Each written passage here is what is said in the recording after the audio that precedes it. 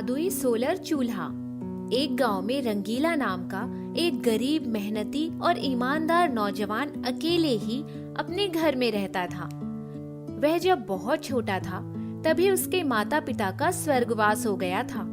किसी रिश्तेदार ने उसे आश्रय नहीं दिया, इसीलिए वह अपनी जिंदगी की लड़ाई बचपन से ही अकेले लड़ रहा था। घर में अकेले रहने पर वह अक्सर अपने आप से बातें किया करता था। चाय पीने की इच्छा है लेकिन दूध नहीं है। कोई बात नहीं, काली चाय पी लूंगा। लेकिन इस चूल्हे की नखरे बढ़ गए हैं। इसे जलाने में आंखों से पानी निकल जाता है। इसे जलाना तो पड़ेगा ही, भले ही मेरी आंखों से आंसू आ जाए। रंगीला ने कई बार फूंक कर चूल्हा जलाने की कोशिश की, फिर वह जल गया। चाय पकने लगी। पड़ोस की माधुरी चाची आ गईं। अरे रंगीला, अभी तक चाय नहीं बनी क्या? अरे चाची, बड़े सही वक्त पर आई हो। बस पक ही रही है, आ जाओ। भतीजे के हाथ की चाय पी लो। बस दूध की कमी है, एडजस्ट कर लीजिएगा। ठीक है, चाय भी पी लूंगी। मजा तो तब आएगा जब यहाँ चाय पिलाने वाली भी आ जाएगी। क्या कह रही हो चाची?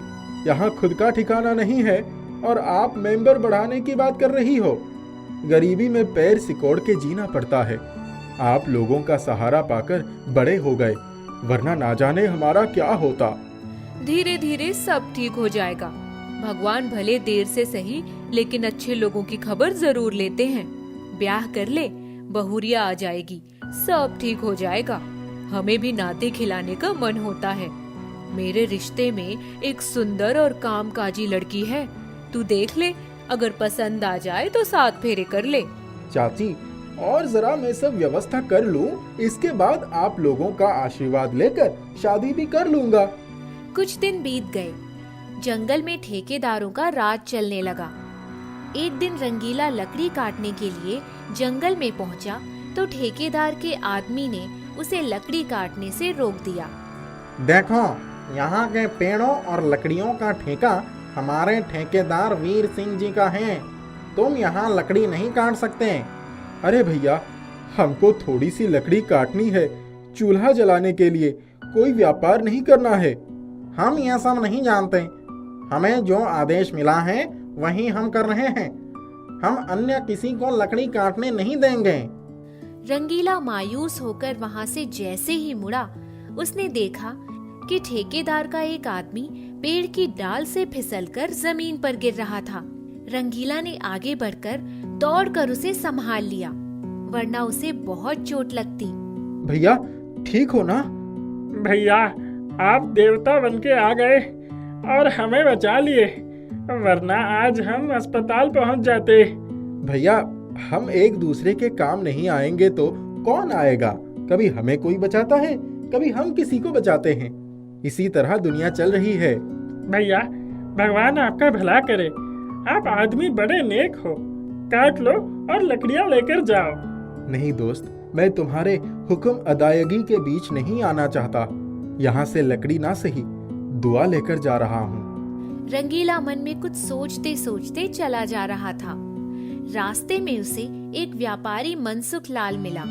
अरे रंगीला, तुमने 2 दिन हमारे यहाँ काम किया था, मजदूरी भी नहीं लिए। कुछ देर के बाद आ जाना। ठीक है सेठ जी, आ जाऊंगा। रंगीला ने कुछ फल तोड़े और खा लिया, क्योंकि वह जानता था कि बिना लकड़ी के चूल्हा जलने वाला नहीं है। वह कुछ ही देर के बाद सेठ मनसुख लाल के घर पहुंच गया। अरे रंगीला, जल्दी आ जाओ। खाना वाना खाए कि नहीं? जी, आज फलाहार करके ही आना पड़ा। लकड़ी नहीं मिलने के कारण चूल्हा नहीं जला पाया। रंगीला, क्या तुम अभी तक चूल्हे में लकड़ी जलाते हो? अरे एक गैस चूल्हा ले लो। सेठ जी, गैस के लिए भी तो पैसे देने पड़ते हैं। हमारी गरीबी हमें इस सुविधा के लिए भी इजाजत नहीं दे रही है। अरे हाँ, मुझे याद आया। मेरे पास एक सोलर चूल्हा है, जिसे जलाने के लिए गैस, ईंधन या लकड़ी की जरूरत नहीं पड़ती। वो सूर्य के प्रकाश से एनर्जी लेकर जलता है। तुम्हारा घर तो पास में ही है। मेरी छत पर सोलर सिस्टम लगा हुआ है और उससे तुम उसे रिचार्ज कर सकते हो। उस चूल्हे पर बढ़िया खाना बना सकते हो। सेठ जी, ये तो बड़ा चमत्कारी चूल्हा है। आपकी बहुत बड़ी मेहरबानी हो गई। रंगीला वह सोलर चूल्हा लेकर अपने घर चला गया। घर पर उसने उसे जलाकर चाय बनाई और खुश हो गया। वह उस पर खाना भी बनाने लगा। इस तरह से 4-5 दिन बीत गए और उसका सोलर चूल्हा अपना काम करता रहा। रंगीला मन ही मन सोचने लगा, ये सोलर चूल्हा रोज जल रहा है, लेकिन इसको रिचार्ज करने की जरूरत ही नहीं पड़ रही है।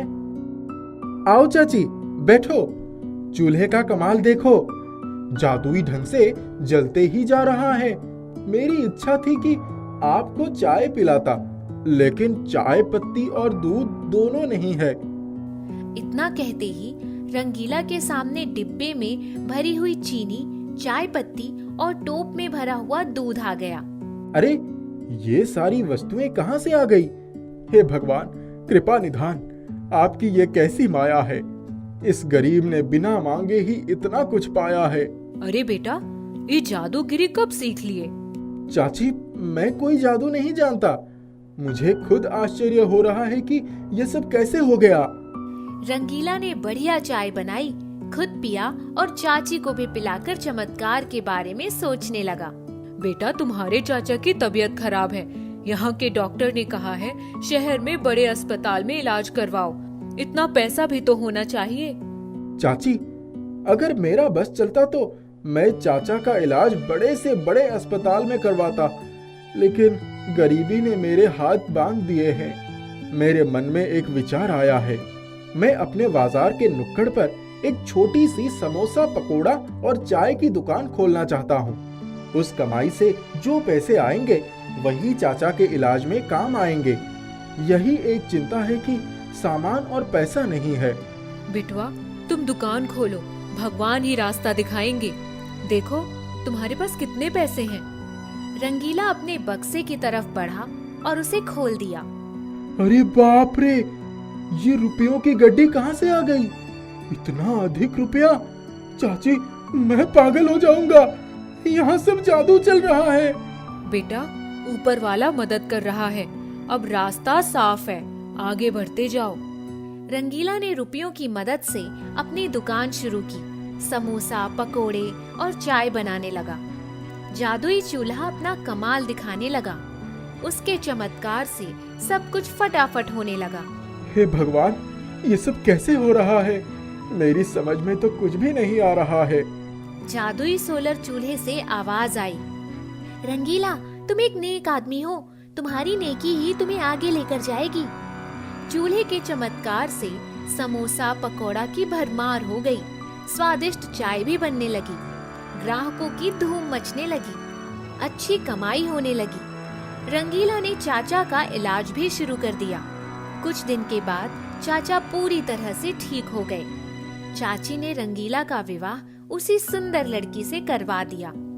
रंगीला की गृहस्थी की गाड़ी अच्छी तरह चलने लगी। रंगीला के गांव के एक नवयुवक छन्नू को रंगीला से बड़ी ईर्ष्या हो गई। उसने एक दिन रंगीला को बहुत सारे रुपए गिनते हुए देख लिया।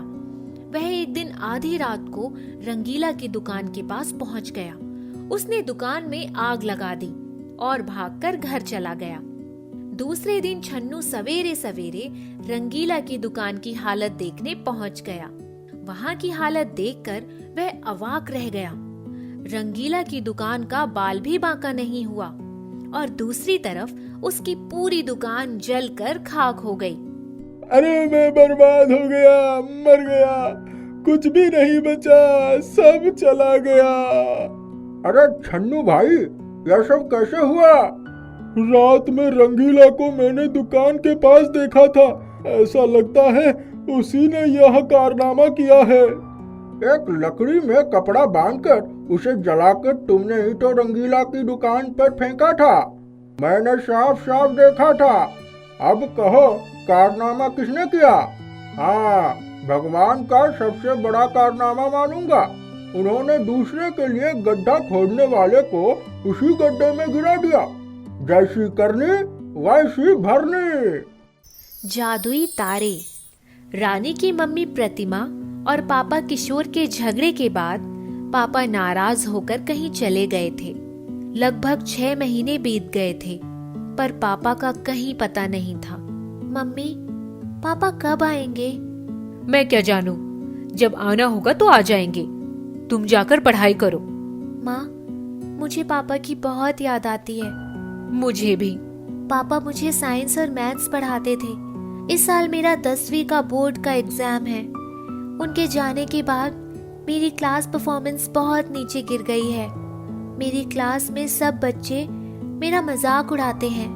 आप मुझे ट्यूशन लगवा दो। रानी, तुम जानती हो मैं एक साधारण सी नौकरी करती हूँ। जितनी तनख्वाह मिलती है उसमें घर का खर्च चलाने में ही कितनी मुश्किलें हो रही हैं। पापा थे तब बात और थी। मम्मी, आप क्यों पापा से झगड़ा करती हैं? अच्छा, मुझे बहस नहीं करनी है। तुम ध्यान लगाकर पढ़ाई करो। उसके कमरे में बिस्तर के पास ही खिड़की थी। उस खिड़की से पूरा आसमान दिखाई पड़ता था। उसको आसमान में टिमटिमाते तारे देखना बहुत पसंद था। जब भी वह उदास होती, अपने बिस्तर पर बैठकर तारों को देखती रहती। उस दिन रानी बहुत उदास थी। रात को जाकर अपने बिस्तर पर बैठ गई और तारों को देखने लगी। उसकी आंखों से आंसू गिरने लगे। नाम तो रानी है और किस्मत भिखारियों की है। काश मैं भी तारों की तरह खुले आसमान में आजादी से घूमती फिरती। ना पढ़ने की चिंता रहती और ना ही किसी चीज की। तभी उसकी नजर अपनी खिड़की पर पड़ी। उसने खिड़की का शीशा खोला तो देखा वहां एक छोटा सा तारा टिमटिमा रहा था। तुम कौन हो? मैं आसमान से आया एक तारा हूँ। अरे, तुम मेरे पास आ जाओ ना, मुझे तुमसे बहुत सी बातें करनी है। तुम्हारे घर में तो ठंड भी नहीं लगती। हम तो सारी रात ठंड में ठिठुरते रहते हैं। अब मुझे बहुत अच्छा लग रहा है। तुम अब से यहीं रहो मेरे पास। अरे नहीं नहीं, मुझे सुबह होने से पहले घर जाना पड़ेगा। अच्छा, तुम बताओ, तुम क्यों रो रही हो? जब से मेरे पापा घर छोड़कर गए हैं मुझे बिल्कुल अच्छा नहीं लगता। हमारे पास तो इतने पैसे भी नहीं कि मम्मी मेरे लिए ट्यूशन लगवा दे। बस इसीलिए तुम इतने आंसू बहा रही थी? अच्छा, ये लो नन्हा तारा, अपने पास रख लो। जब भी तुम्हें पढ़ाई में कोई परेशानी होगी इससे पूछ लेना।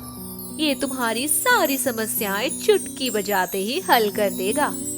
लेकिन अब कभी भी आंसू मत बहाना और इस तारे को किसी को मत दिखाना। अब मैं जा रहा हूँ। फिर कब आओगे?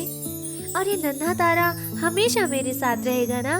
हाँ हाँ, जब तक तुम्हारी परेशानियाँ दूर नहीं हो जाती तब तक ये तुम्हारे पास ही रहेगा। लेकिन ध्यान रखना, इसे कभी भी धूप में मत रखना वरना ये पिघल जाएगा। जब तुम मुझसे मिलना चाहोगी इस तारे से कह देना। ठीक है, बाय बाय। तारा खिड़की से बाहर निकलकर आसमान की तरफ चला गया। रानी ने तुरंत एक डिब्बे में उस तारे को रख दिया और अपनी टेबल पर जाकर मैथ्स का काम करने लगी। रानी, तुम्हें मुझसे कुछ पूछना है? हाँ, ये वाला सवाल मैं कितने दिनों से समझ नहीं पा रही हूँ, तुम समझा दो। चलो शुरू करो। रानी ने जैसे ही सवाल देखा उसके दिमाग में घंटी सी बजी और तुरंत उसका आंसर उसकी आंखों के सामने आ गया। ओह नन्हे तारे, आई लव यू। कौन है? किससे बातें कर रही हो? माँ, कुछ नहीं, ऐसे ही एक सवाल कर रही थी। उसका हल मिल गया था, इसीलिए अपने आप ही खुश हो रही थी। रानी, अब सो जाओ, मैं भी थोड़ा आराम कर लेता हूँ। रानी लाइट ऑफ कर देती है, पर जिस डिब्बे में नन्हा तारा रखा था उसकी चमक से पूरा कमरा रोशनी से नहाया हुआ लग रहा था। उसने झट से उठकर उस डिब्बे को अलमारी में रखकर बंद कर दिया। सुबह तैयार होने के लिए अलमारी खोलते ही, रानी, तुमने मुझे कैसी अंधेरी जगह पर रख दिया था? यहाँ मेरा दम घुटने लगा। मुझे जल्दी बाहर निकालो, मैं आसमान में जाकर टिमटिमाना चाहता हूँ। नहीं नन्हे तारे, अगर तुम आसमान में चले जाओगे तो सूरज की गर्मी से पिघल जाओगे। अगर जाना ही चाहते हो तो रात को चले जाना। मैं स्कूल से आऊंगी, तब हम साथ में खेलेंगे। नन्हे तारे, तुम कुछ खाओगे क्या? नहीं नहीं, हम कुछ नहीं खाते। मैं इस कमरे में रहूंगा, तुम जाओ। और अगर पढ़ाई में कोई कठिनाई होगी तो आंखें बंद करके मुझे याद कर लेना। तुम्हारी कठिनाइयाँ खत्म हो जाएंगी। ओके नन्हे तारे। रानी स्कूल गई तो आज वह बहुत खुश थी। रानी आओ, आज बोर्ड पर तुम ही इस सवाल को हल करोगी। जी मैम। सब बच्चे हंसने लगे क्योंकि पिछले 5 महीनों से तो वह मैथ्स के पीरियड में छुप छुप कर बैठ जाती थी। उसने जैसे ही चौक हाथ में उठाया, पूरा सवाल हल कर डाला। अरे वाह, वेरी गुड। रानी के लिए सब बच्चे क्लैपिंग करेंगे। रानी खुशी खुशी अपनी कुर्सी पर आकर बैठ गई। उसने आंखें बंद की और नन्हे तारे को धन्यवाद दिया। क्लास के बाद सारे बच्चे उसके पास आ गए और बोले, रानी मेरी दोस्त बनोगी? हाँ हाँ, क्यों नहीं, हम दुश्मन ही कब थे। रानी इतने कठिन सवाल तुमने कैसे पल भर में हल कर लिया? सब बच्चे हंसने लगे। जब वह घर आई तो सबसे पहले नन्हे तारे के पास गई। नन्हे तारे, आज तो कमाल हो गया। मेरी टीचर ने मुझे बोर्ड पर जो सवाल करने को कहा था, मैंने फटाफट कर दिया। तुम बहुत अच्छे हो। तुम कहीं मत जाना प्लीज। रानी, तुम यही चाहती थी ना? अब तो तुम्हारी क्लास में तुम्हारी टीचर ने भी तुम्हारी बहुत प्रशंसा की और बच्चे भी तुम्हारे दोस्त बन गए। हाँ, लेकिन मुझे तुम्हारे साथ रहना अच्छा लगता है। तुम चले जाओगे तो मैं अकेली रह जाऊंगी। मम्मी तो दिन भर घर का काम करती हैं, पापा भी नहीं हैं। इतना कहकर वह रोने लगी। अच्छा ठीक है, तुम रोना बंद करो। अगर तुम्हारे पापा आ जाएंगे तब तो तुम मुझे जाने दोगी ना? क्या ऐसा हो सकता है क्या? बिल्कुल हो सकता है। रानी खुशी से झूम उठी। ओ नन्हे तारे, तुम बहुत अच्छे हो। रानी, तुम खाना खाकर अपना स्कूल का काम कर लो, मैं तुम्हारी मदद करता हूँ। रानी ने फटाफट खाना खत्म किया, फिर होमवर्क करने बैठ गई। पर आज तो उसे कोई मुश्किल नहीं आई। नन्हे तारे, अब तो कोई मुश्किल ही नहीं है। लगता है तुमने कोई जादू कर दिया है। हाँ, मैं जादुई तारा हूँ ना। रानी अपनी किताब कॉपियाँ समेट रही थी, तभी अचानक दरवाजे पर दस्तक हुई। उसने जाकर दरवाजा खोला तो मम्मी और पापा दोनों खड़े थे। पापा, आप हमें छोड़कर कहाँ चले गए थे? मैंने आपको कितना याद किया। हाँ बेटी, मैंने भी तुम दोनों को बहुत मिस किया। अब मैं आ गया हूँ हमेशा के लिए अपनी रानी बिटिया के पास। अब तो गुस्सा होकर कभी नहीं जाएंगे ना? नहीं बेटी, अब कहीं नहीं जाऊंगा। रानी भागकर नन्हे तारे के पास गई और बोली, नन्हे तारे, तुमने तो चमत्कार ही कर दिया। मेरे पापा वापस आ गए। बस अब मैं जाऊं? पर तुम मुझसे मिलने आओगे ना? तुम जब भी आंखें बंद करके मुझे याद करोगी, मैं तुम्हारे पास आ जाऊंगा। देखो, अब मुझे मेरी माँ कहाँ भेजती है। मतलब? हाँ रानी, जो बच्चे दुखी और परेशान होते हैं, उसकी मदद करने के लिए मुझे जाना पड़ता है। फिर ठीक है, मैं हमेशा तुम्हें याद करूंगी। Bye bye.